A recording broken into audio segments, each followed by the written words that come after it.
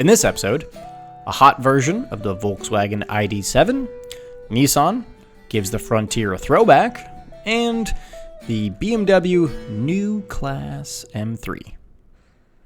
Welcome to episode 269 of the We Are Auto Show. What's up, Derek? Mr. Michael Rao, we normally talk about auto news in this episode. Mm-hmm. There's a specific bit of auto news that I want to open with, though, Okay. which is the UAW. Do you know what the UAW stands for? It is the United Union of Auto Workers or something like that? Yeah, it's something like that. United Auto Workers Union, something like that? The union for the big three, for Ford, GM, and Chevrolet. Mm-hmm. They're going on strike. They are. And they're going on strike for better wages, for better hours and stuff. The interesting thing is that they're trying to get kind of insane wages. Yeah. From what we could research and from what we could tell, they're asking for $150 an hour. Plus cost of living and shorter work weeks and things like that. Which is very high in my eyes. And when you look overseas, it's around $55 an hour. And if you look at Tesla, it's around $45 an hour to be in the assembly plant on the assembly line as a worker. Mind you, they're currently roughly 63 to 67 an hour currently pre-strike. That's the UAW workers. Mm-hmm. Gotcha. So they're already making more than what would be in Tesla. And that Tesla's an interesting one because Elon is very against unions. Adamantly against it, yep. Which, to be fair, he's making more money because of it. I've heard the conditions at Tesla plants are not great, though. So you got to balance both sides there. Mm-hmm. As far as trying to go to $150 an hour, that seems very aspirational to me. That's more than double. Yeah. I don't foresee that going well. Now, there's another strike going on here in the U.S., which is the Hollywood stuff. And that's like the Writers Guild and all that kind of stuff. Basically saying we don't want big TV corporations or people who make movies to use automated type of stuff, kind of like ChatGPT or these large language model kind of tech that can take a story and write it out for you. From what I can tell and from what I know, that's not going particularly well for them. From what I hear, agree. They don't have much leverage. And I kind of fear for the UAW here as well, because I don't think that they have a ton of leverage either. Yeah, I think you're right.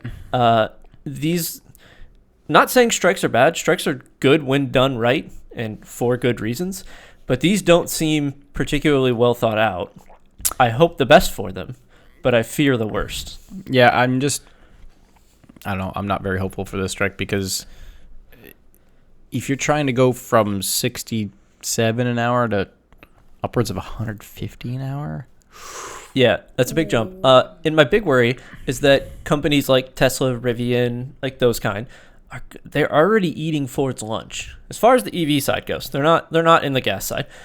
But as far as the EV side goes, they're already eating their lunch. And this is just going to compound that problem. Yeah. I mean, would you like to make $150 an hour for 2 years before you then don't have a job? I don't know. We'll see where this ends up going. But I hope that they get that sorted fairly quickly. Yeah, because everyone's tired of waiting for damn cars. And inevitably the cost gets passed all the way down to the consumer, and the consumer pays more. That's how it works. That's always how it goes. That's how it works. So, you want to get into some news? Let's talk about it. Let's talk about Volkswagen, one of my nearest and dearest brands. And it's a car that I don't care about. It's the ID.7 EV ID.X performance concept, a sedan thing. Whoa. ID.7 EV performance concept.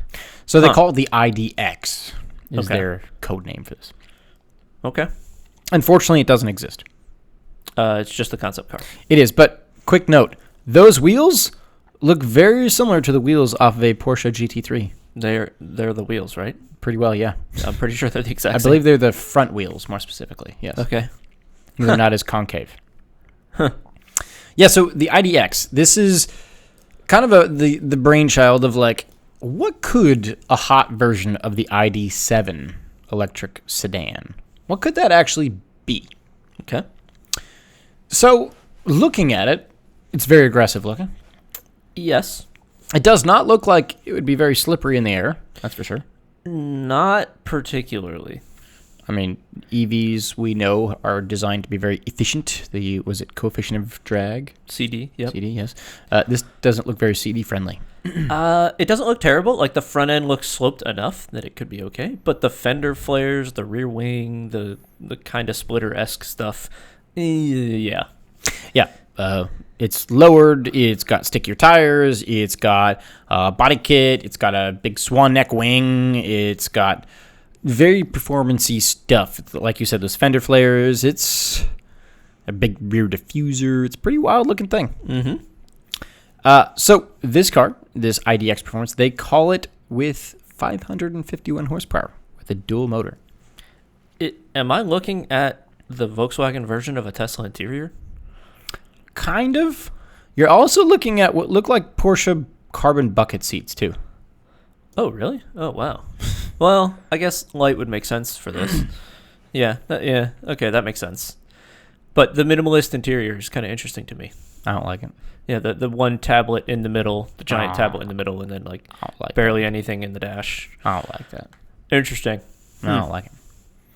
They're supposedly saying that this ID.X performance concept, or in other words, a hot ID.7, would get a limited slip diff, which really confused me. What? Because, So single motor 2 differential to limited slip diff to the rear wheels? Well, it's dual motor, but single to the rear, but yeah, it's confusing to me. It's dual motor? What? Yeah, So when they I have read one that, I was motor- like, wait a minute. One Or, motor pardon for me, the locking fronts? diff, not a limited slip, a locking diff, Oh, wait. I'm which still makes confused. even less sense. Yeah. Maybe it's one motor to the front, one motor to the rear, but the rear has a locking diff, whereas the front just has an open diff. I believe. Okay. Interesting. Very odd. Unfortunately, it's probably not going to be a real thing for us, at least. Okay. Now, what are your thoughts? Great engineering platform. That's the extent of it.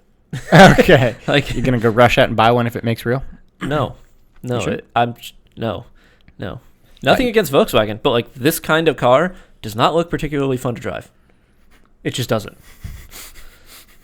You could just tell. It's going to be hefty. It's going to feel like bulky. It's not going to turn super well. Welcome to the future. I know. It's going to go great in a straight line. It's going to be fast as shit at the drag strip. But yeah. Those of us that enjoy a curvy mountain road Right. are going to be extinct. It's coming. Yeah. I don't like it. As an engineering platform, to try to get CD, to try to figure out how to use aero efficiencies in awesome ways, fantastic. Yeah, it's a thing. Yeah, that's the extent of it. Yeah. So let's move on to something that is a real thing, Okay. and it's a pickup truck. Yes. And it's one of my favorite kinds of pickup trucks.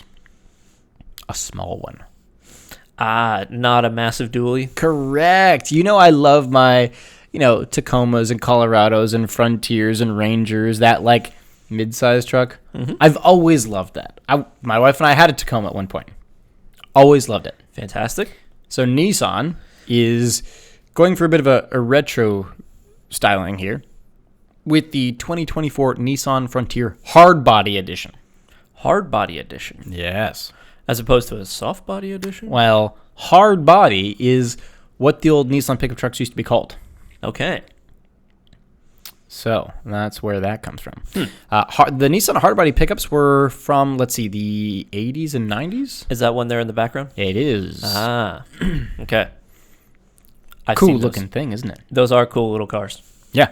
Or trucks, I should say. They are sweet little trucks.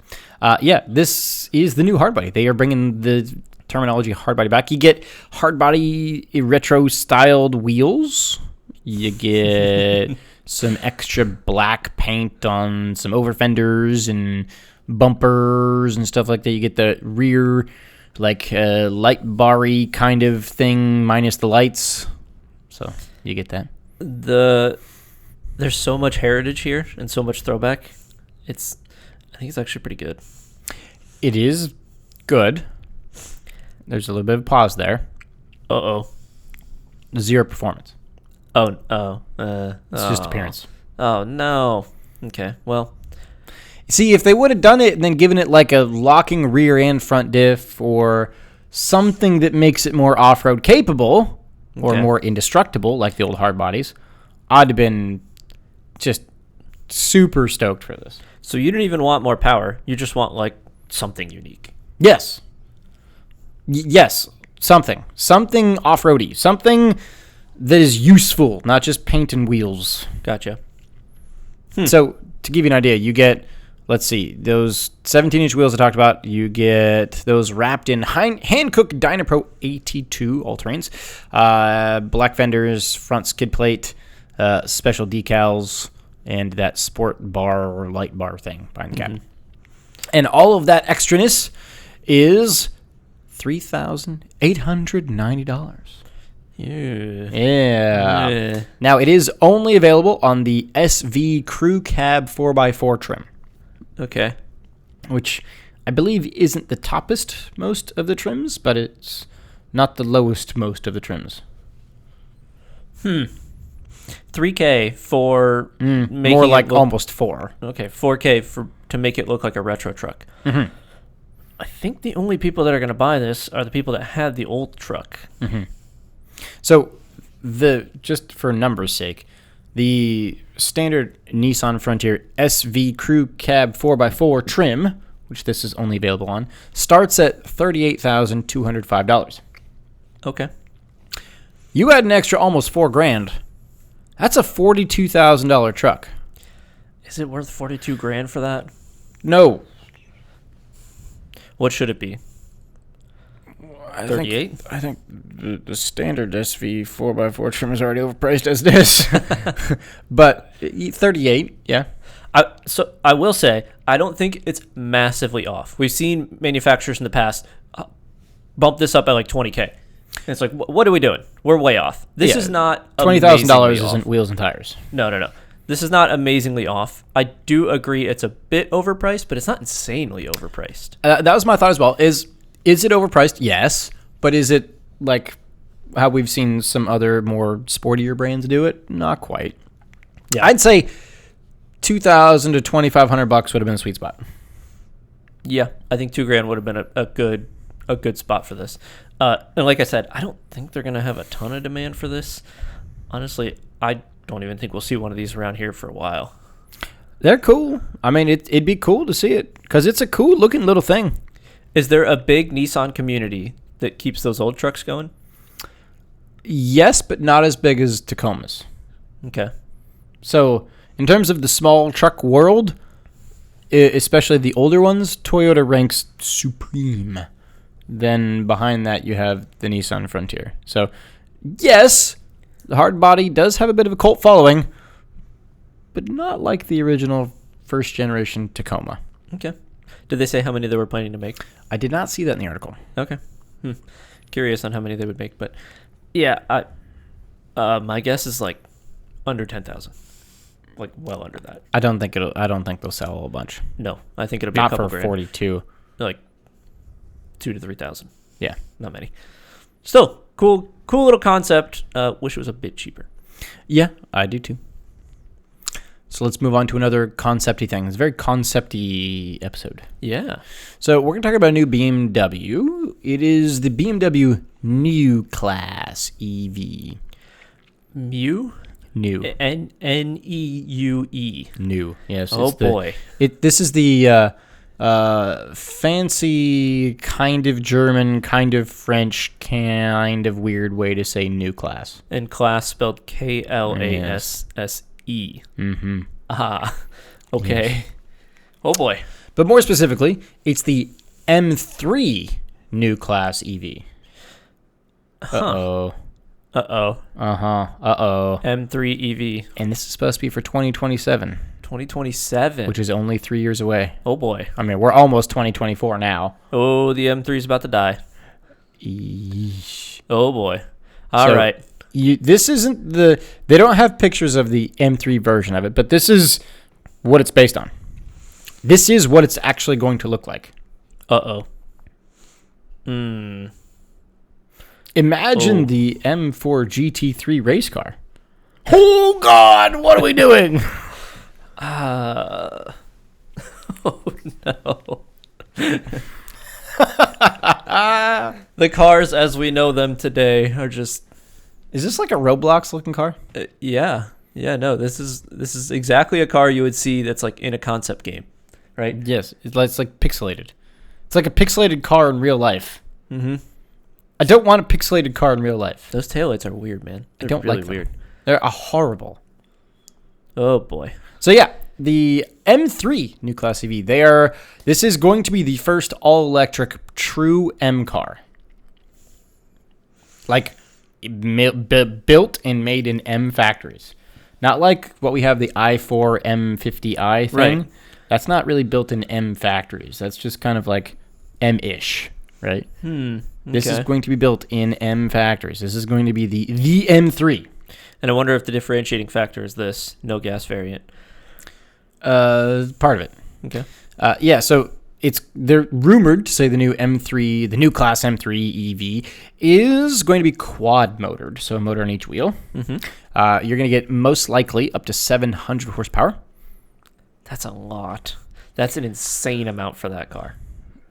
Could you imagine a car that ugly going that fast? 700 horsepower? Did the wheels have no chance?